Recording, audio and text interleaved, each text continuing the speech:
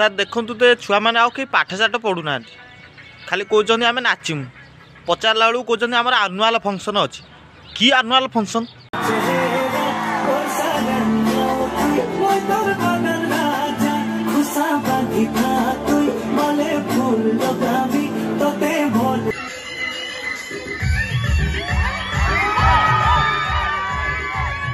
ହଉ ଭଲ କଥା। ମୁଁ ତ ଭାବିଛି ଏଥର ସେମାନଙ୍କୁ ଗୋଟେ ସ୍ମାର୍ଟ ଫୋନ୍ ଦେବି, କଲେଜରେ ରିଲ୍ସ ବନେଇବେ। ସାର୍ ଏମିତି ତ ହେଲେ ତ କେହି ଆଉ ପାଠଶାଠ ପଢ଼ିବେ ନାହିଁ, ଓଲଟି ସବୁ ଯିବେ ଦାଦନ ଖଟିବା ପାଇଁ। ଦେଖନ୍ତୁ କଥାଟା ବାଧିନେ ବି ନିରାଟ୍ୟ ସତ କଥା। ଏଥର ମୁଁ ଯାଇଥିଲି ସାର୍ଟିଫିକେଟ୍ ଆଣିବା ପାଇଁ କଲେଜ, କହିଲେ ଆନୁଆଲ୍ ଫଙ୍କସନ୍ ଅଛି, କିଛି ଦିନ ଛାଡ଼ିକି ଆସ।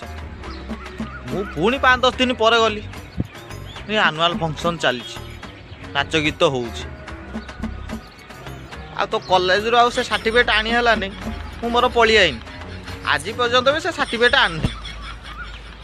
ଏମିତି ଯଦି ମାସ ବର୍ଷ ଧରି ହେଲା ଆନୁଆଲ୍ ଫଙ୍କସନ୍ ଚାଲିବ, ଛୁଆମାନେ ଆଉ କ'ଣ ବାଳ ପାଠ ପଢ଼ିବେ? ଆଉ ଯଦି କେହି ପାଠଶାଠ ନ ପଢ଼ିବେ, ସେମାନେ ତ ନିଶ୍ଚୟ ଦାଦନ ଖଟିବା ପାଇଁ ଯିବେ, ଓବିୟସଲି ୟାର।